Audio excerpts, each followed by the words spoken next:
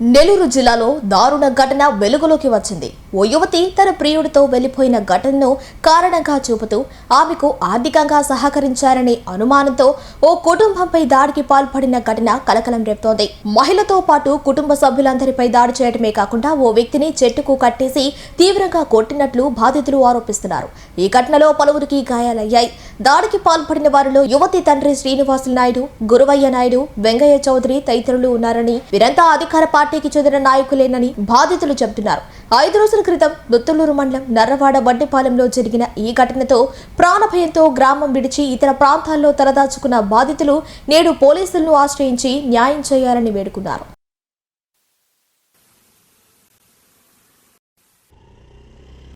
నెల్లూరు జిల్లాలో దారుణ ఘటన వెలుగులోకి వచ్చింది. ఓ యువతి తన ప్రియుడితో వెళ్లిపోయిన ఘటనను కారణంగా చూపుతూ ఆమెకు ఆర్థికంగా సహకరించారనే అనుమానంతో ఓ కుటుంబంపై దాడికి పాల్పడిన ఘటన కలకలం రేపుతోంది. మహిళతో పాటు కుటుంబ సభ్యులందరిపై దాడి చేయడమే కాకుండా ఓ వ్యక్తిని చెట్టుకు కట్టేసి తీవ్రంగా కొట్టినట్లు బాధితులు ఆరోపిస్తున్నారు.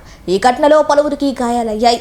దాడికి పాల్పడిన వారిలో యువతి తండ్రి శ్రీనివాసులు నాయుడు, గురువయ్య నాయుడు, వెంగయ్య చౌదరి తదితరులు ఉన్నారని, వీరంతా అధికార పార్టీకి చెందిన నాయకులేనని బాధితులు చెబుతున్నారు. 5 రోజుల క్రితం దుత్తలూరు మండలం నర్రవాడ వడ్డిపాలెంలో జరిగిన ఈ ఘటనతో ప్రాణభయంతో గ్రామం విడిచి ఇతర ప్రాంతాల్లో తలదాచుకున్న బాధితులు నేడు పోలీసులను ఆశ్రయించి న్యాయం చేయాలని వేడుకున్నారు.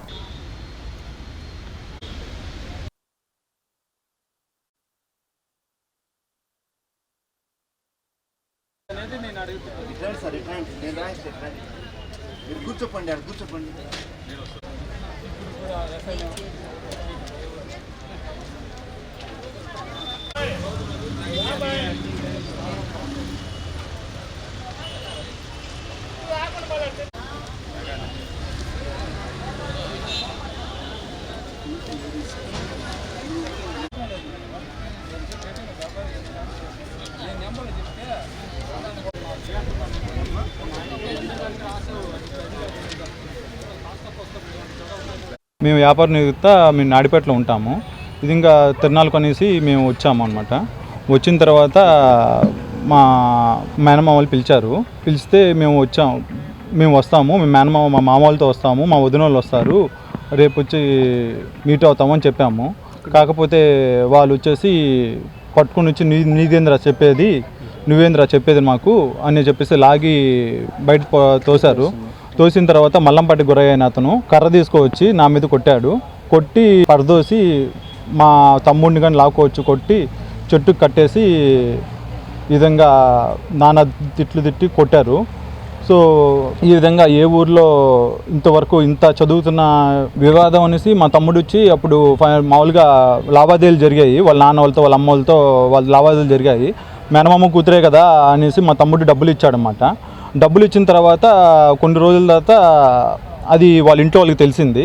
వాళ్ళ ఇంట్లో తెలిసిన తర్వాత మా తమ్ముడు వచ్చేసి సర్లే అమ్మాయి సూసైడ్ చేసుకుని చనిపోతానని చెప్పిందనమాట.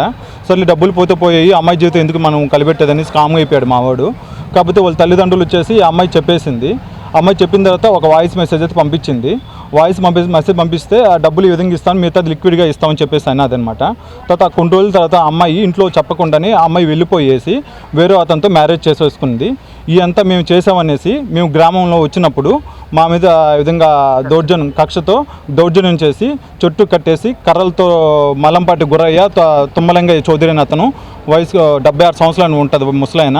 కనీసం అది అసలు తప్ప ఎవరిది ఏంది అనేసి కనీసం విచారించకుండానే వన్బి కట్టేయండి ఆ విధంగా కట్టేసి అసలు బతకబడలేదు, మెడకాయ కోసి చెరువులు వేసేసేయండి అనేసి తుమ్మలింగయ్య అన్నాడు. మిగతా వాళ్ళేసి కట్టేసి నానా కర్రలతో కొట్టారు మా తమ్ముడిని. సో ఈ విధంగా అసలు ఊరి బహిష్కరణ చేశారు. ఊర్లో ఉంటే మేము చంపేస్తాము, ఇక్కడ ఉంచాము, నాడిపేటలో ఉంచామని, ఎక్కడ కనబడి మేము చంపేస్తామని చెప్పేసి ఊరి బహిష్కరణ చేశారు. కట్టుబట్టలతో తీసుకునేసి మేము బండి తీసుకుని వెళ్ళిపోయామంట. ఊరికి స్థానిక గ్రామం వదిలేసి తల దాచుకునే దానికి వేరే ఊర్లకి వెళ్ళిపోతూ బతుకు తెరు కోసం ఉన్నాం అనమాట. ఇప్పుడు మీకు ఇవన్నీ మీకు చెప్తున్నాము, మీరే కాపాడతారని నేను అనుకుంటున్నాను. లోకల్ కంప్లైంట్ నేను ఇచ్చాను. సో వాళ్ళు వచ్చి 24 hours అని చెప్పారు. తర్వాత నేను నెంబర్ కానీ ఇచ్చాను. నాకు ఎటువంటి కాల్ నాకు దొత్తలూరు నుంచి నాకు ఎటువంటి కాల్ నాకు రాలేదు. పోలీసులు మాకు ఎలాంటి రెస్పాండ్ కాలేదు. నేను కంప్లైంట్ ఇచ్చి 24 గంటలు అయింది. ఇప్పటికి 48 గంటలు అవుతుంది ఈ రోజుకి. నాకు ఈ రోజు ఏ రెస్పాండ్ కాలేదు. సో నాకు కాల్ రాలేదు, ఏం రాలేదు. ఎస్పీ దగ్గరకు వచ్చేసి ఈ విధంగా మా బాధ వెళ్ళగొట్టుకోవడానికి మేము ఇక్కడికి వచ్చాము. సో మీరే కాపాడతారని మేము అనుకుంటున్నాము. గురవనాయుడు కాకర్ల సురేష్ కింద ఉంటారండి, మా మండలంలో పెద్దగా చూసుకుంటూ ఉంటాడు. కాకపోతే అంత పెద్ద వయసు అయినా కానీ అరే ఇది మంచా చెడు అని ఆలోచించకుండా ముందు కర్ర ఎత్తుకొని ఆయన కొట్టాడండి నన్ను. ఊర్లో పెద్ద గురయ్య పెద్ద పెద్ద పెద్ద అంటాడు, కానీ ఇలాంటి పనులు చేసేపట్లు మొదట ఆయనే ఉన్నాడు. అసలు మాట్లాడి ఇంత గిన్నర్లు అని వేసుకుంటాడు, కనీసం ఇంత అసలు తప్పు చేసింది ఎవరు ఏంటి అని విచారించకుండా కర్ర తీసుకువచ్చి అతని ఊరి పెద్ద ఆయన కర్ర తీసుకొచ్చి కొడితే ఇంకెవరు చెప్పుకోవాలి మేము. పోలీస్ కేసు ఇస్తే పోలీస్ కేసులు తీసుకోవటం లేదు, ఆయన వల్ల తీసుకోవటం లేదు. కాకర్ల సురేష్కి అతను పట్టించుకుంటాడో లేదు నాకు తెలియటం లేదు. సో మేము వచ్చి వెళ్ళగొడుచుకునేదానికి ఇక్కడికి వచ్చున్నాం. మేము అయితే అక్కడికి వచ్చేసి నాకు మధ్యస్థం అని అన్నారు. మధ్యస్థానికంటే సరే వస్తామని అన్నాము. ఎంత లేక మా పిల్లలు ఫోన్ చేసినారు, మా పిల్లలు వచ్చినానికి వస్తామన్నాను. ఇంత లేక రాలేదేమని అనేసి దౌర్జన్యం చేసేసి మా ఇంట్లోకి జ్వరపడి 10 మంది జ్వరపడేసి నన్ను లాక్ కొట్టేసినారు, నా బిడ్డలు లాక్ కొట్టేసినారు, ఇసిరి కొట్టేసినారు. గొరవ వచ్చేసి కర్ర తీసుకొని కొట్టినాడు. నేను ఆ కర్ర పట్టుకునేసినాను నా చేతిలో కర్ర బెరుక్కునేసినారు. బాగా బూతులు తిట్టారు నన్ను కూడా ఇక్కడ కొట్టారు సారు. కానీ నేను ఎవరు చెప్పుకోలేకపోతున్నాను. నా గోడు మీరు ఆలకించాలనేసి, నన్ను ఆ ఊళ్ళో ఉండేయాలనేసి, మమ్మల్ని ఎక్కడ పోయినా తరుగు కొడతామంటున్నారు. మీరే మాకు దిక్కనేసి మేము ప్రార్థిస్తున్నాం తండ్రి. అదే మేము వాళ్ళకి డబ్బులు ఇచ్చున్నాం సార్. డబ్బులు ఇచ్చుంటే వాళ్ళ పాప ఏది తప్పు చేసిననేసి ఆ పాప చేసిన తప్పుకు నా బిడ్డ మీద నిందేసేసి మమ్మల్ని బహిష్కరించేస్తున్నారు. ఊళ్ళో నుంచి వెళ్ళిపోండి అని అంటున్నారు. మేము ఎక్కడ తలదాచుకోవాలా, ఇల్లు వదిలేసి వెళ్ళిపోమని అన్నారు. మీరు ఎక్కడన్నా మిమ్మల్ని మేము బతకనేమంటున్నారు. నాయుడుపేటలోనే మిమ్మల్ని కొడతాము, ఎక్కడన్నా మిమ్మల్ని మేము కొడతాము అదే అని అన్నారు సార్. ఎంగబామ్మ నాగారపమ్మ గుడికాడ చేసిపోయి నా చిన్న కొడుకు చెట్టుకు కట్టేసి కొట్టినేస్తారు వాళ్ళు. ఈ కొడుకుని కొడుతున్నా చూస్తుండే మీరే అనేసి అన్నారు సార్. ఎక్కడన్నా ఈ న్యాయం ఉందా? చెట్టుకు కట్టేసి న్యాయం ఉందంటే సార్ మీరే చెప్పండి సార్. ఈ చెట్టుకు కట్టేసి కొట్టేది సార్. ఆ దేవతలు ఏమి చేస్తున్నారా సార్? ఆ దేవతలు ఏమి చేస్తున్నారు సార్?